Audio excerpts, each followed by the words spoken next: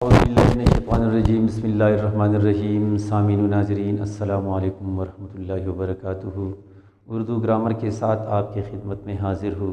آپ سے گزارش ہے اس چینل کو سبسکرائب کریں اور آج کی ویڈیو کو آخر تک دیکھیں تاکہ آج کے عنوان کے حوالے سے تمام باتیں آپ کی سمجھ میں اچھی طرح آ جائیں۔ اردو گرامر میں آج ہم نے جس عنوان کا انتخاب کیا ہے وہ ہے اسم ضمیر اور اس کی حالتیں۔ اسم ضمیر کسے کہتے ہیں؟ آئیے پہلے اس کی تعریف جانتے ہیں، پھر اس کی حالتوں کے بارے میں بھی جانیں گے کہ اسم ضمیر کی کون کون سی حالتیں ہوتی ہیں۔ اسم ضمیر سے مراد کیا ہے؟ وہ کلمہ جو کسی اسم کی جگہ استعمال ہوتا ہے اسے اسم ضمیر کہتے ہیں۔ اسم ضمیر کسے کہتے ہیں؟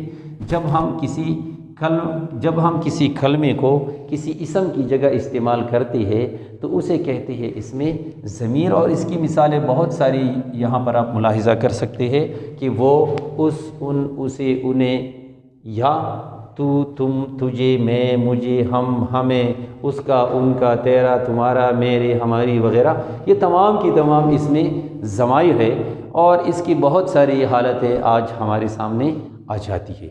اسم ضمیر کی حالتیں کون کون سی ہے؟ عموماً لوگ اس کی 3 حالتیں بیان کرتے ہیں۔ ایک اور حالت کا میں آپ کے سامنے ذکر کروں گا، وہ بھی اس کے ساتھ آ سکتی ہے۔ اسم ضمیر کی بنیادی طور پر جس طرح میں نے آپ سے کہا کہ 3 حالتیں ہیں، فاعلی حالت، اضافی حالت، مفعولی حالت، لیکن بسا اوقات ہم اس کے ساتھ ضمیری حالت بھی بیان کر سکتے ہیں۔ یعنی اس کی ضمیری حالت کیا ہے یا ضمیر مجرور کی حالت ہم اس کی بھی بیان کر سکتے ہیں۔ مثلا فاعلی حالت اس کی کیا ہے؟ جب ضمیر فاعل کی جگہ استعمال کی جائے تو اسے کہتے ہیں ضمیر کی فاعلی حالت۔ جب ضمیر فاعل کی جگہ استعمال ہوتی ہے تو اس وقت اسے کہتے ہیں فاعلی حالت۔ جس طرح فاعل کی تعریف آپ کو معلوم ہے کہ فاعل کسے کہتے ہیں، یعنی جو کوئی کام کرنے والا ہوتا ہے اسے کیا کہتے ہیں؟ اسے فاعل کہتے ہیں۔ یہاں مثال آپ ملاحظہ کیجیے، وہ، تم، میں۔ دوسری حالت اس کی ہے اضافی حالت۔ اضافی حالت سے مراد کیا ہے؟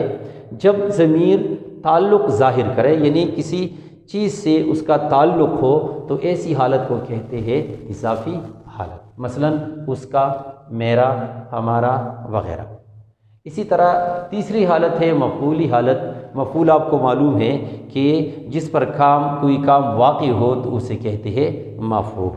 یہاں دیکھیں کہ مفعولی حالت سے کیا مراد ہے؟ جب ضمیر مفعول کی جگہ استعمال کی جائے یا استعمال ہو جائے تو اسے کہتے ہیں مفعولی حالت۔ یہ ضمیر کی مفعولی حالت ہے، مثلا اسے، مجھے، تجھے وغیرہ۔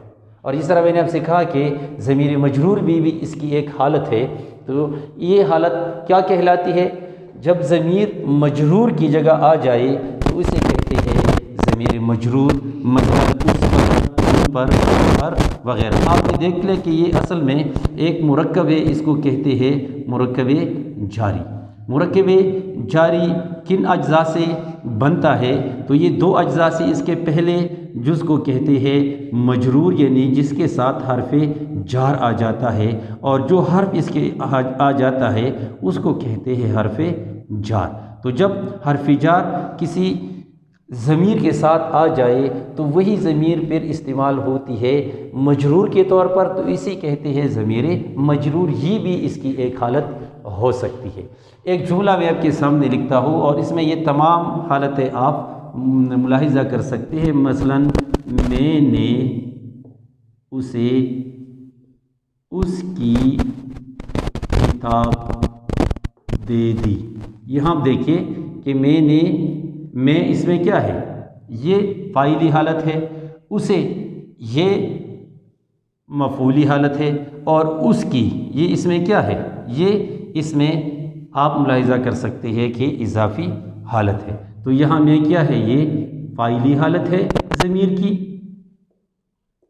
اسے یہ مفعولی حالت ہے، اور اس کی یہ کیا ہے؟ یہ اضافی حالت ہے۔ تو یہاں آپ اس طرح مختلف جملوں میں یہ ملاحظہ کر سکتے ہیں۔ آپ کی سہولت اور آسانی سے سمجھ میں آنے کی خاطر میں نے یہاں پر ایک ٹیبل بنائی ہوئی ہے. یہ ٹیبل آپ ملاحظہ کر سکتے ہیں کہ اس میں یہ ہے فاعلی حالت، مفعولی حالت اور اضافی حالت اور مفعولی حالت، اور یہ ہے اس میں ضمیر کی یہ حالتیں ہیں. اور اس کے جو صیغے ہیں وہ بھی آپ ملاحظہ کر سکتے ہیں کہ اس میں ضمیر کی جو صیغے ہیں عام طور پر آپ کو معلوم ہے کہ صیغے 3 ہی ہوتے ہیں، غائب، حاضر اور متکلم. پھر غائب کی بھی 2 ہوتے ہیں کہ واحد اور جمع، حاضر کی بھی 2 اور متکلم کی 2، تو یوں 6 بن جاتے ہیں. اور جب ان سب کی ہم مؤنث بھی بنا لیتے ہیں تو پھر یوں یہ 12 صیغے بن جاتے ہیں. اس پر انشاءاللہ کبھی بحث کریں گے کہ صیغہ کسے کہتے ہیں اور یہ اردو میں کس طرح صیغے بن جاتے ہیں. تو یہاں آپ ملاحظہ کر سکتے ہیں کہ میں نے لکھا ہوا ہے ضمیر، تو ضمیر ہے غائب. غائب میں یہاں 2 ہے، واحد ہے اور جمع ہے، کیونکہ یہ دونوں مذکر مؤنث میں یکساں آ جاتی ہے. اسی طرح اس میں ہے حاضر، حاضر میں ہے واحد اور جمع، یہ بھی مذکر مؤنث یہ دونوں کے لیے بھی یکساں آ جاتی ہے. اسی طرح متکلم کے صیغے جو 2 ہے واحد اور جمع، یہ دونوں بھی مؤنث اور مذکر کے لیے یکساں آتی ہے. تو اسی لیے میں نے اس کے ساتھ مذکر مؤنث کے الفاظ نہیں لکھے کہ یہ صیغے پہلے ہی اس کے ساتھ آ جاتے ہیں. یہاں آپ ملاحظہ کر سکتے ہیں کہ ہم غائب کا صیغہ کس طرح بنائیں گے. تو واحد ہے وہ، یہ کیا ہے، یہ فاعلی حالت ہے. واحد غائب کی فاعلی حالت ہے وہ، واحد غائب کی اضافی حالت ہے اس کا، اس کے، اس کی، اور اس کی مفعولی حالت ہے اسے یا اس کو. اسی طرح اس کی جمع یعنی غائب کی جمع جو 3 حالتیں ہیں وہ یہ ہے کہ غائب کی فاعلی حالت ہے وہ، تو یہ دونوں یکساں ہے اور یہ مؤنث کے لیے بھی ہے. اسی طرح جمع کی یہ حالت اضافی حالت ہے ان کا یا ان کے یا ان کی، اور اس کی مفعولی حالت ہے انہیں یا ان کو. اسی طرح حاضر کی جو 2 صیغے ہیں واحد جمع، اور یہ دونوں مذکر مؤنث میں یکساں آ جاتے ہیں. تو واحد کے لیے فاعلی حالت ہے تو، اضافی حالت ہے تیرا، تیرے، تیری، اور اس کی جو مفعولی حالت ہے وہ ہے تجھے یا تجھ کو. اسی طرح حاضر کے لیے جو جمع کا صیغہ ہے اس کی تینوں حالتیں اس طرح ہے، یعنی اس کی فاعلی حالت ہے تم. بعض اوقات ہم اس کے لیے آپ بھی استعمال کرتے ہیں کہ آپ بھی. اور اسی طرح اضافی حالت اس کی ہے تمہارا، تمہارے، تمہاری، یا آپ کا، آپ کے، آپ کی، یہ بھی آ سکتا ہے.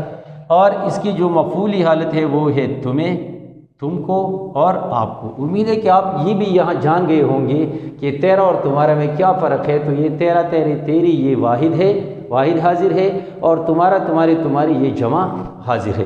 اس طرح جو متکلم کا صیغہ ہے اس کے لیے جو ضمائر ہے اور اس کی جو حالت ہے واحد اور جمع کے لیے، تو واحد کے لیے جو فاعلی حالت ہے وہ ہے میں، اور اضافی حالت ہے میرا، میرے، میری، اور اس کی جو مفعولی حالت ہے وہ ہے مجھے یا مجھ کو.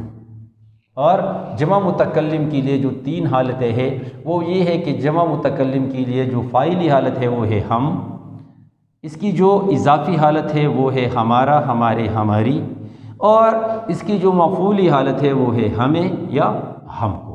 تو یہ اس کی تمام حالتیں ہیں. آپ کی آسانی کے لیے اگر آپ اسے اس طرح جلد جلد سیکھ جائے تو آپ کے لیے آسانی رہے گی کہ جیسے ہم اس کو اس طرح آسانی سے سیکھ سکتے ہیں کہ وہ، اس کا، اس کے، اس کی، اسے، اس کو، پھر وہ، ان کا، ان کی، ان کی، انہیں، ان کو، پھر تو، تیرا، تیرے، تیری، تجھے، تجھ کو، پھر تم یا آپ، تمہارا، تمہارے، تمہارے، آپ کا، آپ کے، آپ کی، تمہیں، تم کو، اور یوں میں، میرا، میرے، میری، میری، مجھے، مجھ کو، اور اسی طرح یہ جمع ہم، ہمارا، ہمارے، ہماری، ہمیں، ہم کو. تو یہ پوری تفصیل آپ اس طرح ملاحظہ کر سکتے ہیں. بہت زیادہ اہم ٹاپک ہے کیونکہ جس زبان کی ضمائر جو بھی انسان جان لیتا ہے، اچھی طرح سیکھ لیتا ہے، تو وہ زبان کافی حد تک اس کی سمجھ میں آسانی سے آ سکتی ہے. تو اسی لیے آپ سے گزارش ہے اس کو تفصیل سے دیکھیں، تفصیل سے سنیے اور سیکھنے کی کوشش کریں. پھر بھی اگر کوئی مسئلہ ہو تو آپ مجھ سے رابطہ کر سکتے ہیں. نئے عنوان کے ساتھ انشاءاللہ پھر حاضر ہوں گے. تب تک کے لیے اجازت دیجیے. اللہ حافظ.